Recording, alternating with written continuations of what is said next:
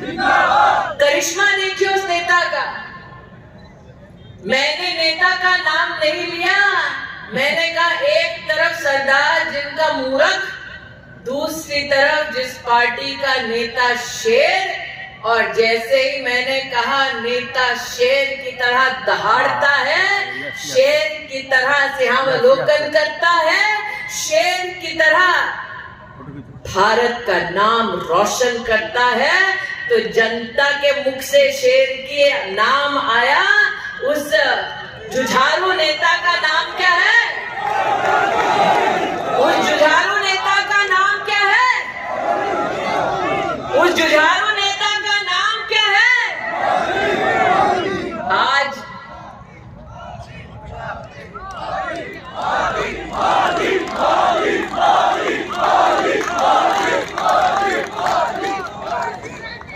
जब जनता को जानती है कि वो कौन है जिसने एक सामान्य गरीब परिवार में जन्म लेकर ये संकल्प किया कि जब मेरे पास सेवा का मौका आएगा तो गरीब और गरीब नहीं हो पाएगा, नागरिक कमल का बटन दबाएगा और विकास के नवयुग तक उस नागरिक को भाजपा की सरकार ले जाएगी। ऐसा संकल्प और उस संकल्प को सिद्धि तक पहुंचाने वाले नेता का नाम नरेंद्र मोदी है। आज यहां पर मैं एक ऐसे दिन आई हूं जब मात्र 24 घंटे पहले क्षेत्र की जनता ने भैया दूज का त्योहार मनाया। दूज का त्योहार ऐसा कि बहनें बिना किसी अपेक्षा के भाई के तिलक करके भाई के लंबे और स्वस्थ जीवन की कामना करती है। भाई भी बिना मांगे बहन के पैर छूकर आशीर्वाद लेता है और बहन को अपना संकल्प देता है कि जब तक वो जीवित है, जब तक उसमें प्राण है, तब तक वो बहन का संरक्षण करता रहेगा। आज यहां जो भाई उपस्थित हैं, उनसे पूछना चाहती हूं, आपने भी दूज का त्योहार मनाया होगा, माथे पर तिलक लगाया होगा, बहन को सुरक्षा का आश्वासन दिलाया होगा। उन भाइयों से पूछना चाहती हूं, कैसा लगा उस भाई को जब भीलवाड़ा में एक बच्ची के साथ दुष्कर्म होता है, उसका बलात्कार होता है, उसके टुकड़े टुकड़े किए जाते हैं, भट्टी में फेंक दिया जाता है और लड़की का केवल एक हाथ बाहर रह जाता है। आप सोचिए, उस बेटी के परिवार के दुख की आप कल्पना कीजिए। जो बेटी की पहचान करना भी चाहे तो कैसे करें? बेटी का मात्र एक अंश भट्टी के बाहर मिलता है। वो कौन मां है आज जिसका दिल नहीं दहलता ये जानकर कि बेटी अगर चौखट लांगे सुबह तो शाम को शायद सम्मान सहित नहीं लौटेगी? वो कौन सा पिता है जो आज वीरों की इस भूमि पर सर उठाकर मुझे गारंटी दे सके कि हां, गरीब परिवार की, सामान्य परिवार की लड़की अगर चौखट लांगे तो शाम को सम्मान सहित घर लौटेगी? यह उन वीरों की भूमि है जिन्होंने बहु बेटियों के सम्मान के लिए तलवारें तक खींच दी और जब तक उस तलवार पर दुश्मन का खून नहीं लगा तब तक वो तलवार मयान में नहीं गई। यह उन वीरांगनाओं की भूमि है। जब दुश्मन आया दरवाजे पर, जब सेनाएं परास्त हुई, तो उन वीरांगनाओं ने मौत को गले लगाया लेकिन अपने सम्मान के साथ समझौता नहीं किया। आज ऐसे वीरों की भूमि पर आपके पूर्वजों का संकल्प सुनाते हुए आपसे पूछती हूं, इस प्रदेश में अब आदिवासी बेटी को निर्वस्त्र करके घुमाया जाता है और कांग्रेस की सरकार पर लानत है कि वो चुप्पी साध कर बैठ जाते हैं। इस प्रदेश में मुख्य शहर में एक शिक्षिका जो मां सरस्वती का वरदान बच्चों को देती है, उसे दिन के उजाले में जिंदा जलाया जाता है। बुजुर्ग माताओं को कोड़ों से पेड़ पर लगाकर मारा जाता है। ये वो प्रदेश है जिसकी पुण्य धरा वीरों के खून से सींची गई है। जहां पर पुलिस कर्मी का केस आता है जो दलित बच्ची का अपहरण करके उसका बलात्कार करता है, अगर वर्दी पहनकर कांग्रेस की सरकार में पुलिस कर्मी बेटी का बलात्कार करने लगे, क्या ऐसी भूमि पर बहु बेटियां सलामत रह सकती हैं? मैं ये बात किसी की तालियां सुनने के लिए नहीं कह रही हूं। जिन हाथों को उठाया तालियां बजाने के लिए, आज वो हाथ दिल पर रखकर पूछो। ये चुनाव मात्र विजय वैश्या का चुनाव नहीं है, ये चुनाव हर उस परिवार का चुनाव है जो अपने घर की बहु बेटियों का सम्मान चाहता है। मोहल्ले पर अगर कोई पराई नजर किसी के घर की बेटी पर डाले तो उसकी आंख निकालने की हिम्मत रखता है। आज मैं उन नागरिकों से बात करती हूँ।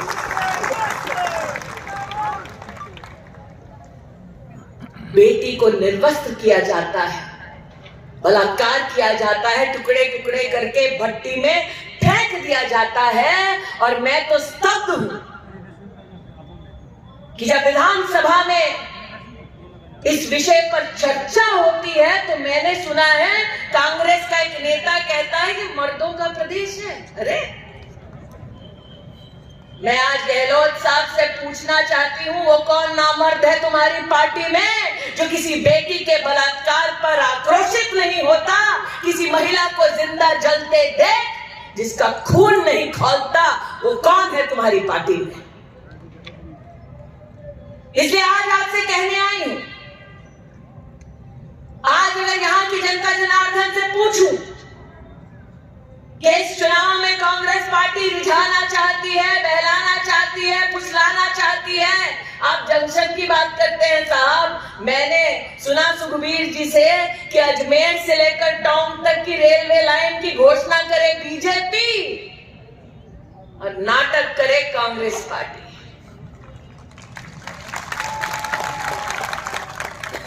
जो छलावे से अपनी राजनीति चलाते हैं, जो लड़की है लड़ सकती हूं का नारा झूठा देते हैं, वो एक गरीब दलित परिवार, आदिवासी परिवार की बेटी को जिंदा नहीं छोड़ते हैं। क्या ऐसी पार्टी को अपना वोट दोगे? आज आपसे पूछती हूं। इसलिए आज आपसे कहने आई कि चुनाव ये संदेश लेकर आया है कि नागरिक 25 तारीख को पोलिंग बूथ पर जाएगा, कमल का बटन दबाएगा और विजय जी को जिताएगा। लेकिन ये चुनाव मात्र एक सीट का नहीं, ये चुनाव प्रदेश की प्रतिष्ठा का सवाल है, महिला के सम्मान का सवाल है। वो बेटी को काट काट कर भट्टी में डाल देते हैं और मोदी कहते हैं कि लक्ष्मी जब घर में जन्मे तो हम संकल्प लेते हैं कि आप भारतीय जनता पार्टी की सरकार बनाओ और लाडो के जन्म पर 2 लाख रुपया पाओ। आज ये संकल्प आपके सामने हम करते हैं। कांग्रेस के राज में शिक्षिका को सरेआम जिंदा जलाया जाता है। नरेंद्र मोदी का संकल्प है कि जीवन दायिनी मां के संरक्षण में प्रधानमंत्री मातृ वंदना योजना के अंतर्गत अब तक 5,000 रुपया मिलता था, हम 8,000 रुपया देंगे जब 25 तारीख को आप पोलिंग बूथ पर आएंगे, कमल का बटन दबाएंगे, विजय जी को जिताएंगे और प्रदेश में भारतीय जनता पार्टी की सरकार बनाएंगे। बुरा चलती बेटी का संरक्षण नहीं कर पाते और मोदी ने आज गारंटी दी है कि आप 25 तारीख को पोलिंग बूथ पर आए, कमल का बटन दबाएं, विजय जी को जिताएं और 12वीं कक्षा जिन प्रतिभाशाली बेटियों ने पास की वो मुफ्त की स्कूटी भाजपा की प्रदेश की सरकार से पाएं, आज ये संकल्प मैं आपके मध्य में लेकर आई हूं। आज आपके बीच में बहनें बैठी हैं, ये जानती है बहनें कि मोदी एक गरीब परिवार में जन्मा, इतनी गरीबी कि मां ने गांव में आस पड़ोस के घरों में काम करके अपना गुजारा किया, बच्चों के दिन रात चिंता करते हुए 2-2 रोटियां जमा की। सोचिए वो व्यक्ति जिसने अपनी मां को दूसरों के घर में काम करते देखा हो, वो प्रधान सेवक बनता है तो क्या संकल्प लेता है कि मेरी मां ने चूल्हा फूंका, उस धुएं को अपनी छाती में भरा, जिंदगी भर खांसती रही, लेकिन ये अभिशाप दूसरी गरीब माताओं का नहीं हो पाएगा। ये वो नहीं समझेंगे जो सोने का चम्मच मुंह में लेकर पैदा हुए हैं, जिनकी मां ने कभी चूल्हे पर रोटी नहीं बनाई है, ये वो नहीं समझेंगे। नरेंद्र मोदी ने उज्ज्वला योजना की शुरुआत की। कांग्रेस पार्टी 70 साल में केंद्र में रहकर मुफ्त का गैस का कनेक्शन गरीब की महिला को नहीं दिलवा पाया। नरेंद्र मोदी ने 9,50,00,000 एलपीजी का सिलेंडर गरीब के घर पहुंचाया और राजस्थान में 70 लाख गरीब परिवारों को जीवन में पहली बार एलपीजी का कनेक्शन मिला। आज आपसे कहने आई, अन्नपूर्णा का प्रतीक है, उस सिलेंडर पर अन्न बनता है, उस अन्न की कसम खाती हूं। 25 तारीख को पोलिंग बूथ पर आओ, कमल का बटन दबाओ, विजय जी को जिताओ, भाजपा की सरकार बनाओ, गरीब बहनों प्रदेश में 450 रुपए का सिलेंडर पाओ। ये मोदी की गारंटी आज लेकर आई।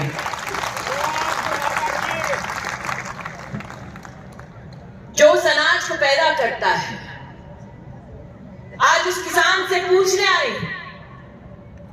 बढ़ चढ़ के गांधी खानदान ने झूठ बोला, पिछले चुनाव में कहा 10 दिन में किसानों का कर्जा माफ कर देंगे। कर्जा माफ नहीं किया सभी किसानों का। अरे 20,000 किसान ऐसे निकले जिनकी जमीनें जब्त करके नीलाम कर दिया कांग्रेसियों ने। सही कह रही हूं, कुछ दे नहीं पाए, लेकिन अपने हाथ से जो खून से लथपथ है ले पाए। यहां अगर कोई किसान भाई बैठा है, मुझसे पूछना चाहते हैं, मोदी से पहले क्या कभी किसी किसान के खाते में साल का 6,000 रुपया आया? मोदी के आने से पहले क्या गरीब का बैंक का खाता खुल पाया? अरे सुखबीर जी, कांग्रेस का तो गांधी खानदान का नेतृत्व इतना निर्लज है कि स्वयं कहने लगा कि दिल्ली से 1 रुपया भेजते हैं तो गांव पहुंचते पहुंचते 10 पैसा हो जाता है।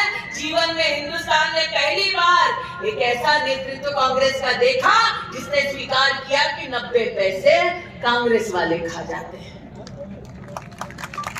सही कह रही हूं? चौकी बात है ना? सही कह रही हूं?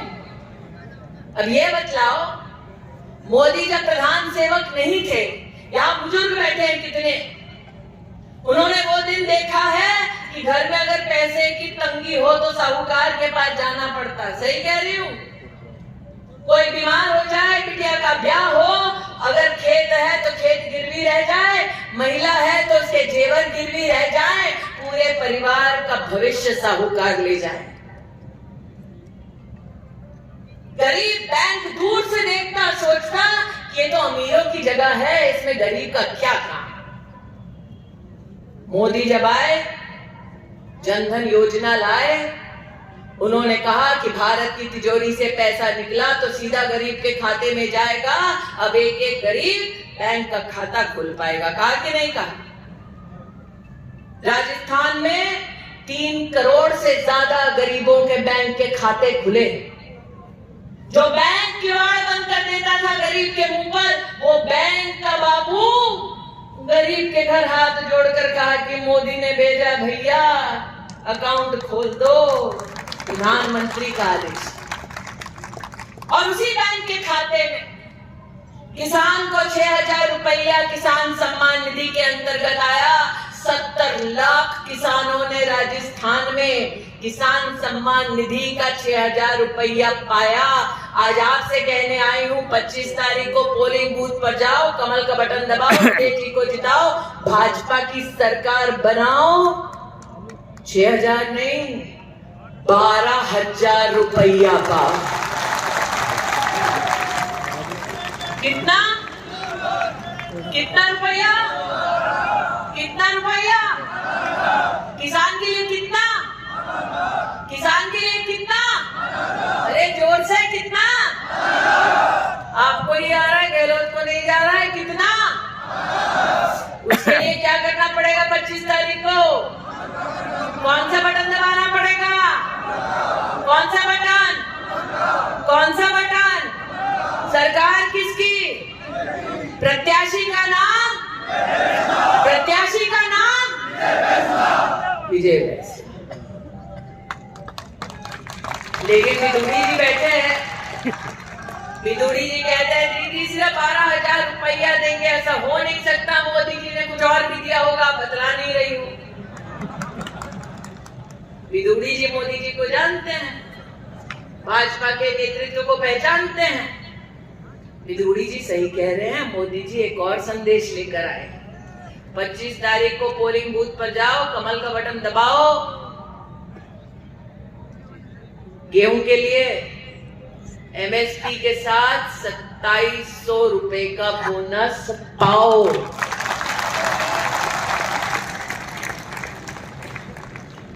कितने का बोनस मिलेगा गेहूं पे? कितने का? कितने का? एमएसपी के ऊपर कितना बोनस मिलेगा? उसके लिए कौन सा बटन दबाना पड़ेगा? किसकी सरकार बनानी पड़ेगी? और प्रत्याशी का नाम क्या? प्रत्याशी का नाम क्या? प्रत्याशी का नाम क्या? विजय वैश्य।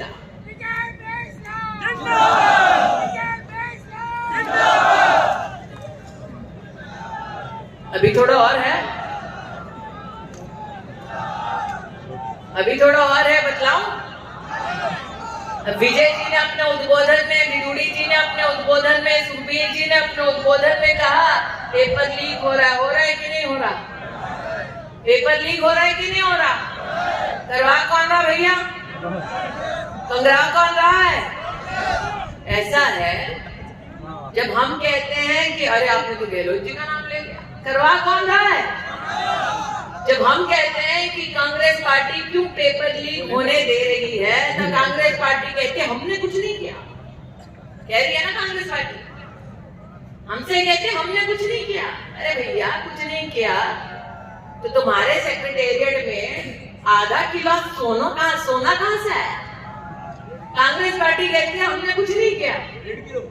अरे विदुड़ी जी कह रहे हैं दीदी आधा किलो नहीं 1.5 किलो, मतलब टमाटर प्याज की तरह सोना भर रखा है कांग्रेसियों ने।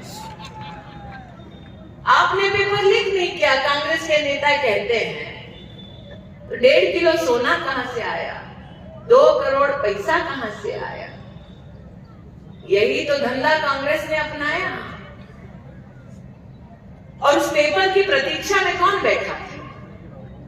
वो नौजवान जो इस बात का सपना देखता था कि बूढ़े माँ बाप का सहारा बनेगा, वो बेटी जो इस बात का सपना देखती थी कि ब्याह तो ठीक है लेकिन अपने परिवार को चलाने में अपनी ओर से सहयोग देगी, उनके सपने चकनाचूर किए हैं। इसलिए आज मोदी का पैगाम लेकर आई हूं, 25 तारीख को पोलिंग बूथ पर जाओ, कमल का बटन दबाओ, विजय जी को जिताओ, प्रदेश में भाजपा की सरकार बनाओ और 2.5 लाख सरकारी नौकरियां पाओ। नौजवानों को पूरे प्रदेश में कितनी नौकरियां मिलेंगी? कितनी नौकरी? बटन कौन सा? बटन कौन सा? सरकार कौन सी? प्रत्याशी कौन? प्रत्याशी कौन? प्रत्याशी कौन? अरे विजय जी ये तो पब्लिक है, सब जानती है, अच्छे बुरे का फर्क अच्छे से पहचानती है। और पब्लिक का ये मिजाज देख के विजय जी आज समझ में आ रहा है कि उकलाना में और नसीड़ा में कांग्रेस के प्रत्याशी जा रहे हैं तो जनता विरोध क्यों कर रही है। अरे जिनके मात्र दर्शन से विरोध हो रहा है उनका 25 तारीख को क्या हाल होगा, इसीलिए तो तंत्र का इस्तेमाल कर रहे हैं डराने धमकाने के लिए। अरे हम तो तब नहीं डरे जब कांग्रेसियों के आदेश पर राम भक्तों की छाती पर बंदूक तानी गई थी, हम तो तब नहीं डरे।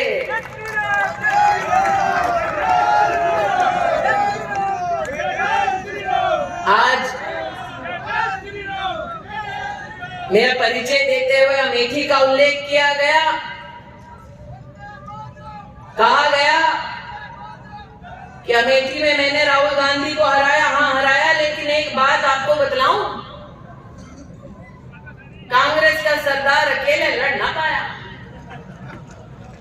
मैं ठहरी साधारण परिवार की, बिदुड़ी जी जानते हैं, उन्हीं के क्षेत्र से हूं। मैं ठहरी साधारण परिवार से जन्मी थी तो माता पिता के पास 150 रुपया था। 98 में जब पहली नौकरी कर रही थी तो मेरे पास पहली नौकरी में तनख्वाह 800 रुपया थी। मैं वहां से आई हूं। तो जब कांग्रेस का सरदार मुझसे लड़ने आया तो अकेले नहीं आया, बसपा सपा तीन पार्टी लेकर आया। अरे तीन, एक तरफ भाजपा के साधारण कार्यकर्ता एक तरफ, और आपके जादूगर ने भी शहजादे का साथ निभाया। हाँ भैया, जादूगर ने भी शहजादे का साथ निभाया, लेकिन अमेठी में पब्लिक का जादू छाया और हमने कांग्रेस को वहां पर हार गिराया। बीजेपी तब से लेकर अब तक, जब से इस मंच पर चढ़ी हूं तब से जनता से आपके लिए वोट मांग रही हूं। अब जनता के लिए आपसे कुछ मांगना है, मांगू। अमेठी की मात्र ये विशेषता नहीं कि हमने राहुल को हराया, अमेठी की एक विशेषता ये भी कि अमेठी से 50 किलोमीटर दूर है अयोध्या जी। अयोध्या जी में कौन है? अयोध्या जी में कौन है? अयोध्या जी में कौन है? राम है। अयोध्या जी में भगवान है। और देखो इन कांग्रेसियों की निर्लज्जता। जादूगर तो ठीक, जब केंद्र में मैडम रिमोट से सरकार चलाती थी तो घमंड देखो कितना कि सोनिया जी ने दस्तावेज दे दिया कोर्ट में कि भगवान राम का कोई अस्तित्व नहीं। लेकिन भगवान की भी लीला अपरंपार है। जिसने कहा भगवान का कोई अस्तित्व नहीं है, और उसी का बेटा बेटी मंदिर मंदिर घूम रहे हैं राम भक्तों का वोट मांगने। फुर्ती बड़ी दिखाई कांग्रेस पार्टी ने सत्ता में रहकर। भगवान के अस्तित्व को नकारने में फुर्ती बहुत दिखाई कांग्रेस पार्टी ने, लेकिन जयपुर बम ब्लास्ट के लिए जिन्होंने आतंक फैलाया उनको सजा दिलाने के लिए कांग्रेस ने इतनी फुर्ती क्यों नहीं दिखाई, आज मैं ये सवाल करती हूं। सुखबीर जी इस बात से चिंतित है कि दीदी हमारे क्षेत्र में तो कई ऐसे परिवार हैं जैन समाज के जिन्होंने पलायन कर दिया, जो डर के मारे आज कहते हैं कि कहीं हमारा हाल भी कन्हैयालाल की तरह ना। दहशत का डर का माहौल फैलाया है और इसीलिए अब राम भक्तों को मौका आया है। कांग्रेस पार्टी के नेता राम भक्तों का वर्षों वर्ष उपहास करते, हम कहते मंदिर वही बनाएंगे, वो कहते तारीख नहीं बताएंगे। अब मोदी ने तारीख बता दी है। तारीख कौन सी? तारीख कौन सी? तारीख कौन सी? तारीख भी वही है, मंदिर भी वही है, मौका भी है, दस्तूर भी है कि जिसने राम को नकार दिया वो हमारे किस काम का। राम भक्त 25 तारीख को पोलिंग बूथ पर जाएंगे, कमल का बटन दबाएंगे, जय श्री राम का जयघोष करके धर्म की विजय कराएंगे। आज ये विश्वास आपके सम्मुख व्यक्त करते हैं।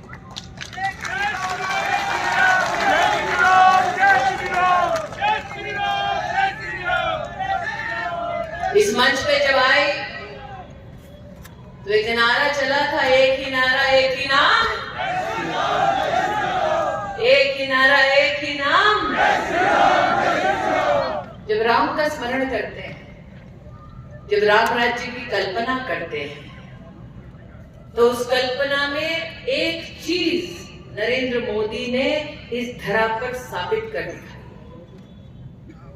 राम राज्य में कभी भी गरीब भूखे पेट रात को नहीं सोता। जब कोविड की महामारी आई थी तो नरेंद्र मोदी ने संकल्प किया था कि हम 80 करोड़ नागरिकों को मुफ्त का अनाज बांटेंगे। 2.5 साल से मुफ्त का अनाज बांटा। यहाँ किस किस को मिला? मिला ना? मिला ना? सिर पर हाथ रखकर कहो, अगर सोनिया मैडम की सरकार होती तो जादूगर का जादू ऐसा होता, गरीब का राशन काला बाजारियों के हाथ में होता कि नहीं होता? होता ना? जब कोविड की महामारी आई तब नरेंद्र मोदी ने संकल्प किया कि हम वैक्सीन हिंदुस्तान में बनाएंगे, न सिर्फ हिंदुस्तानी तक वैक्सीन पहुंचाएंगे, 160 देशों के माध्यम से हिंदुस्तान की इंसानियत का प्रमाण पूरी दुनिया को दे पाएंगे। जब नरेंद्र मोदी ने संकल्प लिया, राहुल गांधी ने क्या कहा? लगाएंगे भैया, से लगाइए, गरीब को बोला मत लगा, इसलिए ताकि गरीब ना लगाए, गरीब मरे और वो अपनी राजनीति करते रहे। लेकिन जब कोविड की बीमारी आई, नरेंद्र मोदी ने कहा कि हम देश में वैक्सीन बनाएंगे, राहुल गांधी ने कहा नहीं, हम विदेश से लाएंगे। आगे नहीं कहा। मतलब मोदी कह रहे हैं कि हिंदुस्तान में इतनी क्षमता है कि अब हम गोरों के सामने हाथ नहीं फैलाएंगे, अपने देश में हिंदुस्तान की काबिलियत से वैक्सीन बनाएंगे। वैक्सीन सबको मुफ्त में मिली कि नहीं मिली? अब बदलाव, अगर मैडम की सरकार होती, दिल्ली में रिमोट से सरकार चल रही होती कांग्रेस पार्टी की, तो क्या गरीब को मुफ्त की वैक्सीन मिलती? एक वैक्सीन की डोज में लगभग 600 रुपया खर्चा करना पड़ता। 3 डोज किसने लगाई भैया? लगाई 1800 रुपए। एक गरीब क्या पैसा दे पाता? मोदी ने सबको मुफ्त की वैक्सीन दी ना, इसलिए आज जिनको मुफ्त की वैक्सीन मिली है उनसे कहने आई हूँ, 25 तारीख को पोलिंग बूथ पर आए, कमल का बटन दबाएं, विजय जी को जिताएं, भारतीय जनता पार्टी की सरकार बनाएं और कांग्रेस को इंजेक्शन लगाएं।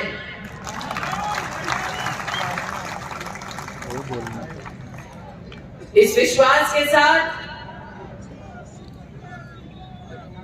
कि किसान सम्मान निधि के 12,000 रुपया पाएंगे, इस विश्वास के साथ कि गेहूं की खरीद पर एमएसपी के ऊपर बोनस 2700 रुपए का पाएंगे, इस विश्वास के साथ कि बेटी के जन्म पर 2 लाख रुपए की राशि और बहनों को 450 रुपए का सिलेंडर हम दिलवाएंगे, क्योंकि नागरिक 25 तारीख को पोलिंग बूथ पर जाएंगे और कौन सा बटन दबाएंगे? कौन सा बटन? कौन सा बटन? और प्रत्याशी का नाम? प्रत्याशी का नाम 25 तारीख को पोलिंग बूथ पर जाएंगे, कमल का बटन दबाएंगे, विजय जी को विजय श्री का आशीर्वाद दे पाएंगे और भाजपा की सरकार बनाएंगे। इस विश्वास को व्यक्त करते हुए अपनी वाणी को विराम देती हूँ। जय हिंद, जय भारत। बोलो भारत।